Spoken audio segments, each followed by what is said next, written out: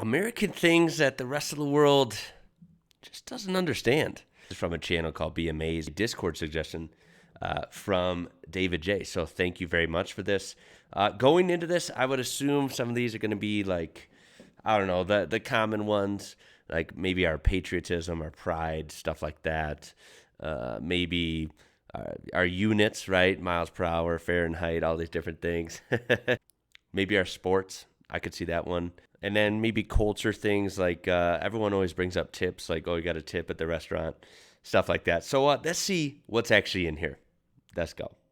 While the culture of the United States is exported all over the world in films and on TV, it also abides by some laws and practices that many consider unusual. Europeans in particular seem to have a hard time wrapping their heads around some of them. From child beauty pageants to gun laws, let's take a look at some American things that Europeans can't understand.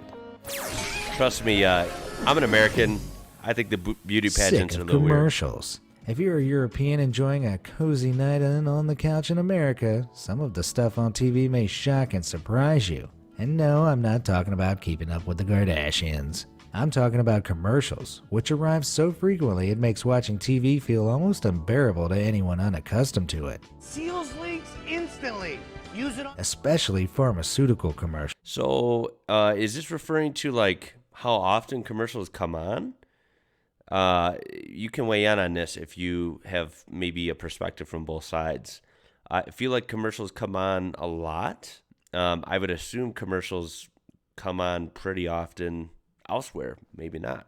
But then I know he's going to say pharmaceutical. Yeah, we have some different types of commercials too. Like Which usually drugs. show grumpy men and women turned into smiling, happy people by the product being sold. These are usually followed by an almost comically long list of potential side effects spoken at double speed, like the Ambien ad. As well as abnormal behaviors such as being not delivering or confusion, agitation, and hallucinations may occur. Don't take it with alcohol as it may increase these behaviors. Allergic reactions such as shortness of breath, swelling of your tongue or throat may occur and in rare cases may be fatal. Side effects may include next-day drowsiness, dizziness, and headache. In patients with depression, worsening of depression, including risk of suicide, may occur. These types of direct-to-consumer commercials peddle prescription drugs, which is an advertising standard that was rejected by the European Commission back in 2002. The Commission stated that pharmaceutical companies were unable to provide impartial information on their medicines. If that's the case, why is it practiced in America? To put it simply, money. There's simply never been a federal law passed to outlaw the practice. Well, this is in no Well, yeah, I mean, pharmaceutical situation here is definitely about big pharma. Okay, we know that.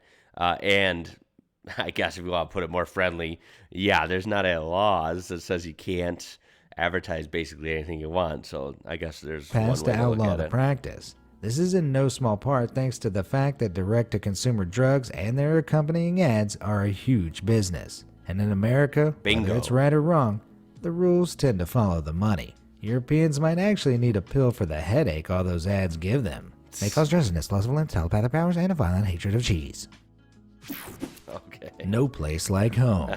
Let's say you're a European who's just moved over to America. You found a house in a nice residential neighborhood, and you're going through your bills. Rent, water, gas, electric, all seems in order. But wait a second. What's a homeowners association fee? What? To a native, that's a pretty obvious question. This is on there? Yeah, I assume, based on zero knowledge elsewhere, I would just assume this is kind of an American thing, having an HOA. But that is not super common, though. Not many people I know at all live in HOAs. I've never lived in an HOA. So, yeah, those neighborhoods aren't like everyone lives in them. Let's just say that. There's a lot of people here in America, and a lot of people don't have HOAs. But for Europeans, it's an unwelcome surprise. These fees contributes to the local Homeowners Association, which is somewhat like a neighborhood watch, but managing funds to be reinvested into the community. It goes towards things like residential maintenance and common spaces, which keeps residents happy and property values up. With around 24% of all Americans living under a homeowners association, they pay $200 to $300 on average per month. If that's accurate, that's more than I would have thought. That's still only 1 in 4, but I mean, that is 1 in 4. I mean, that's somewhat, I guess, kind of high, you could argue. And yeah, the fees, I should say, range. I've heard of some being super cheap, cheap in relative terms of being like 80 to 100 bucks, and I've heard of some HOAs being like 600 a month. So it's crazy. Fees to these entities.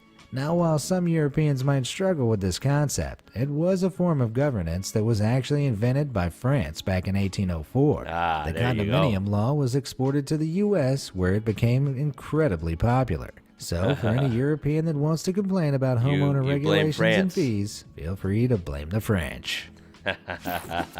Vacant vacation days. The USA has one of the largest economies in the world. A tremendous economy, in the president's words. But Europeans looking to get into the American world of work are often shocked when it comes to vacation time. U.S. workers are not entitled to mandatory paid vacation at all. Usually, the issue of paid leave is left at the discretion of employers. And yes, that does include national holidays. According to research from the U.S. Bureau of Labor Statistics. Now, thank goodness, most jobs, again, with people in my circle and what I've always had, did pretty well with holidays, would usually give you major holidays off. You know, maybe I'm lucky. I don't know. But vacation's a hard one. It's easy to generalize. I do agree that as a whole, the work culture is a little too intense here in America. I am in total agreement. It could pump the brakes a little bit, okay? Considering we get basically no time off for having babies, you know, and by no time off, I mean guaranteed. Some jobs are great. Some jobs here really hook you up. There are great jobs here that do give you lots of time off. But yeah, it's not standard, right? Some jobs can really just make you work all the time and you barely get any vacation. You barely get any sick days, like, you know, like a life event like a baby or something like that. You're not even guaranteed time off for that. It is crazy. I'll admit it. It is crazy. Statistics, in 2017, only 77% of American workers had access to paid vacation. Now, the reason that might leave Europeans slack-jawed is because mandatory paid vacation time in Europe starts at 4 weeks. In fact, America is one of the only Western countries where law doesn't enforce companies to give its employees mandatory paid vacation time. Right. Don't believe me? Take a look at this map breaking down mandatory paid vacation time by country.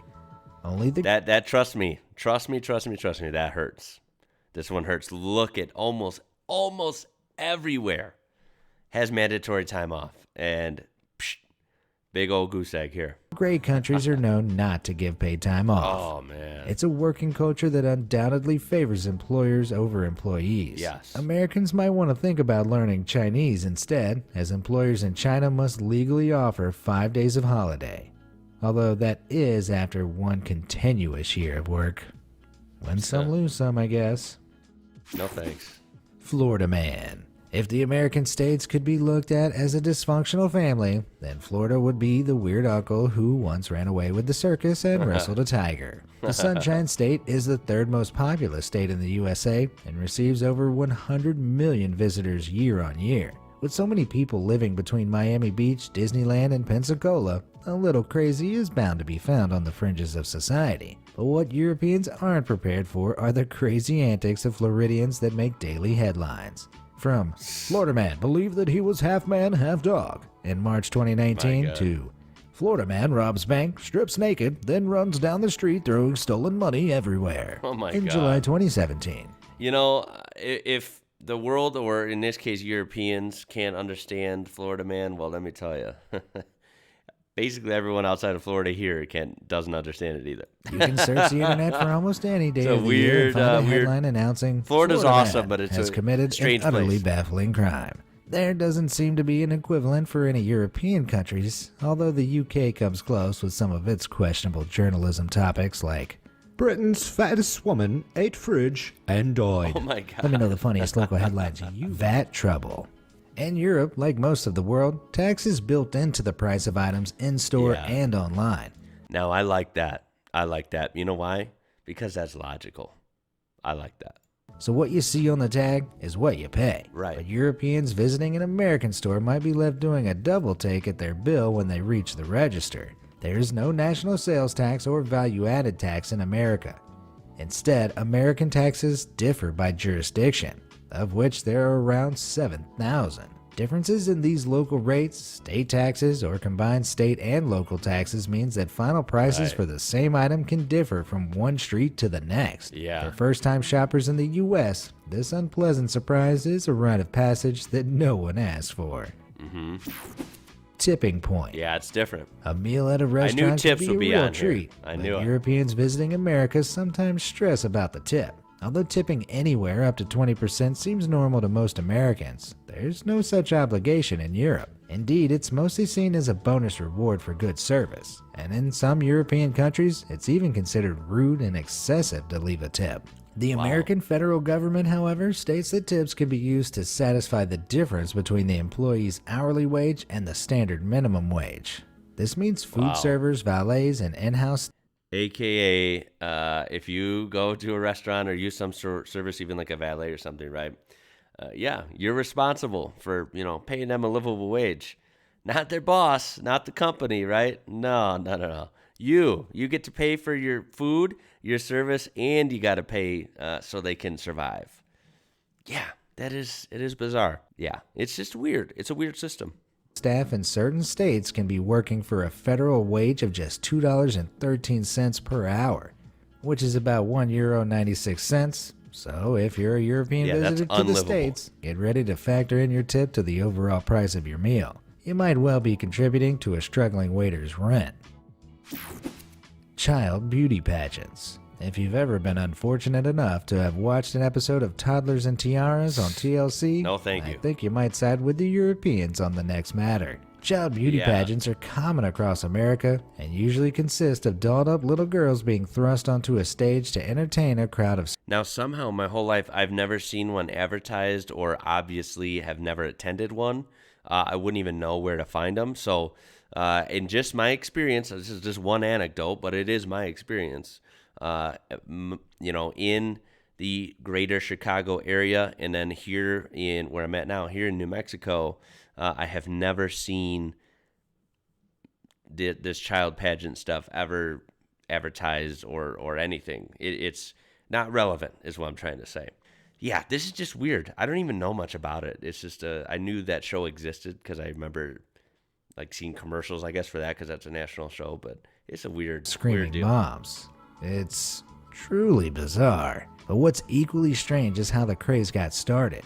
Child pageants originated from American Better Baby contests in the early 20th century. Babies would be scored on characteristics like weight, quality of skin, and face shape, supposedly in the name of helping to educate mothers on best practices for healthy babies. But of course, it wasn't just for education purposes. No. There were also cash rewards and trophies for top-ranking toddlers. Gotta cash in this on the has slowly kiddos, devolved I guess, into the bedazzled tradition of pushing a child on stage in full makeup and styled hair to do a dance routine for prize money. Although some European countries host similar but smaller events, others like France have gone as far as to ban all such pageants, claiming they're an unhealthy way to treat young girls. Yeah. If you ask me, their general creepiness alone should be enough to slam the brakes on child beauty pageants. Honey boo boo, no thanks. Yeah, that is weird. It's just size is everything. Jeez. According to an old saying, everything's bigger in Texas. But if you're a European, you'll probably... I hate to say this guy is bad at the impersonations, man. I could deal without the impersonation. Probably think that about all of America, right down to its people. It's no secret that America has a little bit of a weight problem. 2/3 of American adults classify as overweight, and it's estimated that almost 40% of adults in the U.S. aged 20 and over are obese. Contrasted to Europe, where a survey... That I just find hard to believe just because... That's a big claim, right? That's a big number, 40%. Jeez. You think I'm an idiot, you can tell me in the comments down below. I mean, I live here in America, so I see people, every day out in public, and in my opinion, half the people aren't huge and obese. It's more, more rare than that, but...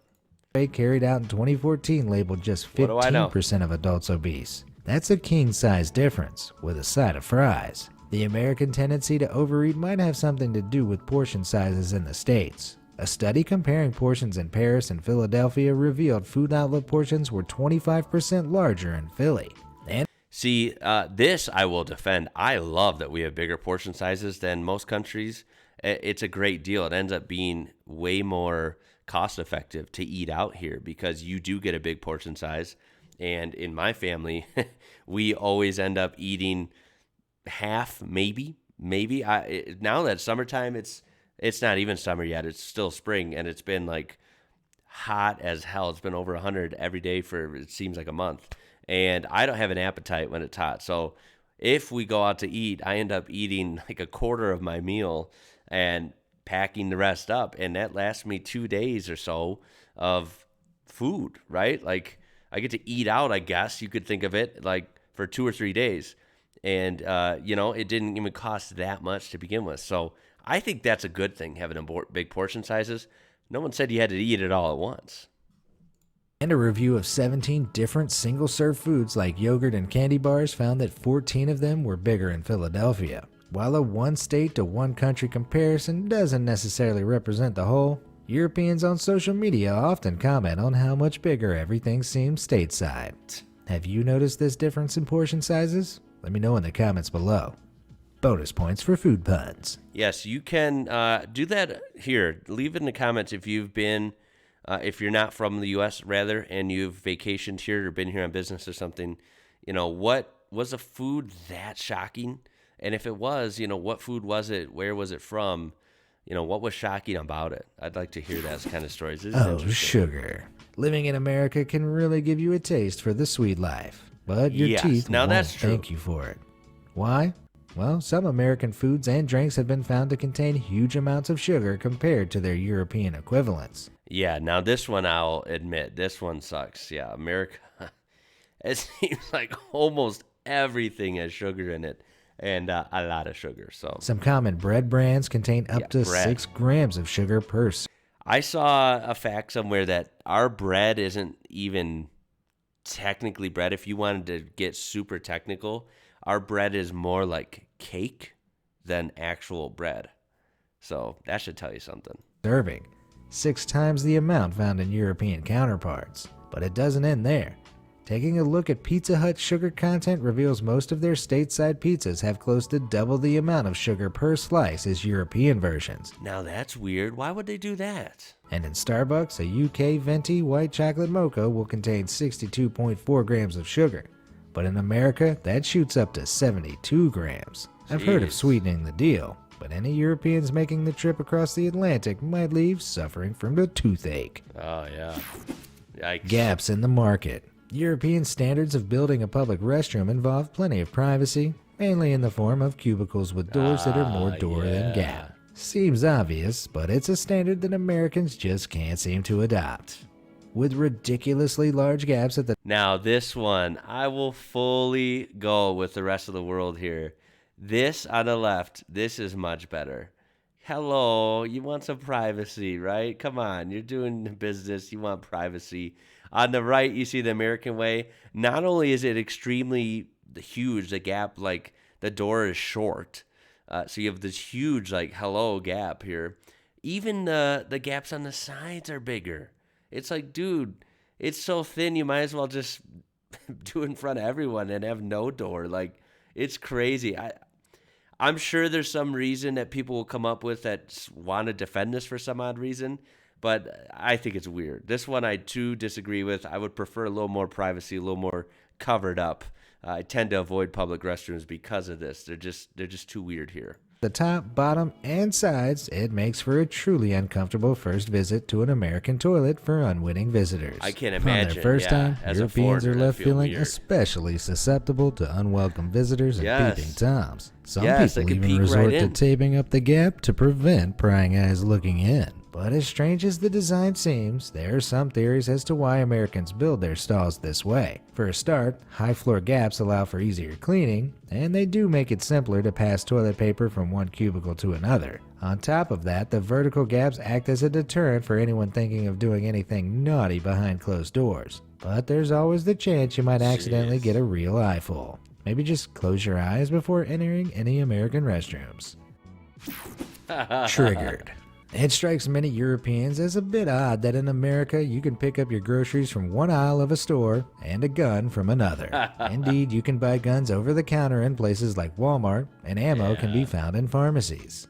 But seeing as guns are still legal in many parts of Europe, what is it that Europeans find weird about the gun-loving, rifle-wielding, Second Amendment-touting American citizen? It might have something to do with America's gun-related death rate, seeing as per capita, there were 12 gun-related deaths for every 100,000 people in America in 2017. Very few European countries exceed 3 gun-related deaths per 100,000 people, and none even come close to America's 12 per 100,000. The causes of the problem are fiercely debated, but it might have something to do with how easy it is to buy a gun. Background checks are usually carried out, but a research survey from Harvard in 2015 estimated that a third of American gun owners have purchased a firearm without a background check. Wow. In Europe, many countries like Austria and Germany require would-be gun owners to go through a rigorous 7-step procedure before owning a gun.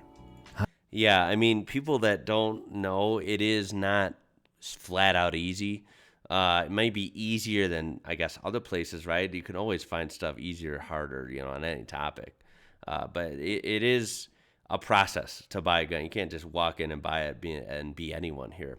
But I agree that what's the answer for the ones that slip through the cracks? Like people that do end up getting guns with no background check and all, basically no credentials. That is wrong. That is wrong, and that needs to be addressed. High-caliber handguns are outright banned in the UK, and many categories of semi-automatic weapons are illegal to own across Europe. It's simply much harder to legally purchase a gun in Europe than it is in the US, which I'm sure is a trigger point for some. Is that Have you noticed any all of... Well, that was interesting as always. I think these are pretty fun. Some of those were a little bit predictable, and some of them were fun, ones that I wouldn't have expected. So that was awesome. That was American things that other people just don't understand. And that will be linked in the description down below. Tell me how you weigh in on these. Which one of these was relevant to you? And have you traveled to the USA and been shocked by things like this? Maybe something else that you would like to mention. And if you are abroad, you are not from the US, and you want to travel to the U.S., tell me that down below. Do you want to travel to the U.S.? I could tell you that you can probably dislike a lot of things about here, but I think it's still worth your travel if you're into certain things, right? I mean, if you're into food, you have a great food variety here. And if you're into cities, which I'm not, but if you're into cities, there's some spectacular cities here. But biggest, if you're into like geography, if you're into outdoors and into nature, then this is, in my opinion, one of the best places on earth. It is so much variety and gorgeous wilderness here. And maybe you can comment down below if you just don't want to go to the U.S. at all. That's fine. That's fine. There's nothing wrong with that. Tell us why. With that being said, if you learned something and enjoyed this video in any capacity, please help the video out. Throw a thumbs up, a like on this video. I do appreciate it. And you can subscribe. Join our amazing community we have here. It's really, really growing. Let's get to 100,000 together. Let's do it. And with that being said, guys, my name is Ian. You're watching IWrocker. Until next time, and catch you later.